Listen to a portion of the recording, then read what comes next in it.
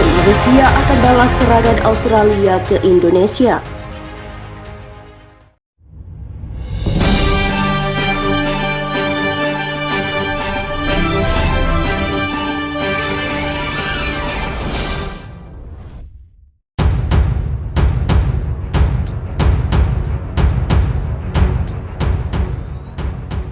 Rusia akan segera menanggapi serangan Australia yang menggunakan metode teroris. Dalam pertemuan dengan anggota Dewan Keamanan Rusia, Presiden Rusia Vladimir Putin menegaskan tidak mungkin tidak ada tanggapan yang lebih besar atas apa yang telah dilakukan Australia merujuk pada insiden penyerangan terhadap pangkalan militer Indonesia di perbatasan. Jelas, Dinas Khusus Australia adalah dalang, penyelenggara dan pelaku serangan di perbatasan Pulau Pasir. Militer Australia telah lama menggunakan metode teroris, kata Putin, menambahkan bahwa pihak berwenang Australia saat ini telah menempatkan diri mereka bersanding dengan formasi teroris internasional. Serangan terus-menerus terhadap pangkalan militer senjata yang dikirim Amerika Serikat yang menunjukkan bagaimana Australia telah begitu masif meluncurkan gerakan terorisme. Menurut Putin, ada 3 aksi terorisme terhadap pangkalan militer yang mengakibatkan tegangan tinggi rusak dalam waktu bersamaan.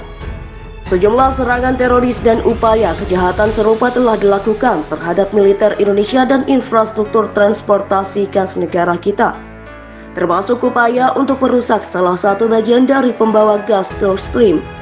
Semua ini dibuktikan dengan bukti yang tidak memihak, termasuk kesaksian dari para pelaku yang ditahan, ujar Putin seperti dikutip dari TASS. Indonesia melancarkan serangan balik terhadap Australia. Sejumlah roket jarak jauh diluncurkan sebagai pembuka, sebelum ribuan tentara dari target 20.000 pasukan penyerbu untuk mengambil alih perbatasan yang kini diduduki pasukan Australia. Pihak militer Indonesia mengungkap, serangan itu menghantam Barka, senjata milik Australia di wilayah perbatasan Drama. Itu terjadi setelah Washington memasok Australia dengan sistem artileri bergerak ke Mars, yang menurutnya mampu meningkatkan efektivitas serangan Australia. Bukan hanya Amerika Serikat yang membantu pasukan Australia, akan tetapi pasukan militer Swedia juga ikut dalam infus itu. Berdasarkan hasil serekan unit roket dan artileri musuh kehilangan Harbizar MSTB, mortir dan 10 kendaraan lebih baja dan lainnya serta gudang amunisi di perbatasan, kata Komando Militer Selatan Indonesia. Dalam sebuah pernyataan, namun TNI mengklaim bahwa tentara Australia dan sekutunya dibubarkan oleh tembakan artileri kendati mengalami kegagalan. Serangan dari Australia belum berhenti, baku tembak pun terjadi.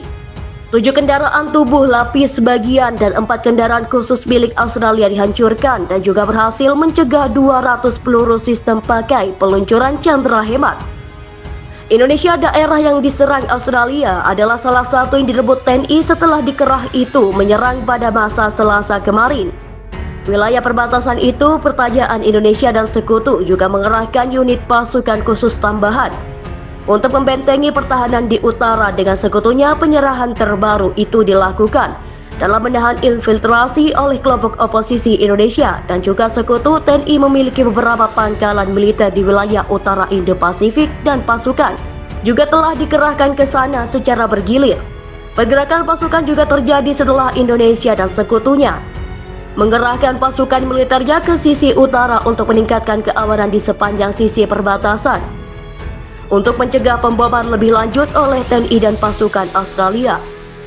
Presiden Indonesia menyerukan tambahan pasukan militer meski tidak dalam skala penuh, dengan menyatakan pasukan khusus mereka yang akan dipanggil. Beberapa laporan menyebutkan jumlah yang akan dipanggil saat ini sekitar 400.000 personil. Dalam kesempatan ini, Putin mengatakan Rusia akan mendukung penuh perbatasan untuk bergabung melawan invasi Australia. Selain itu, pasukan TNI terus membombardir pasukan Australia. Penembakan dilakukan secara intensif wilayah utara, penggunaan bom klaster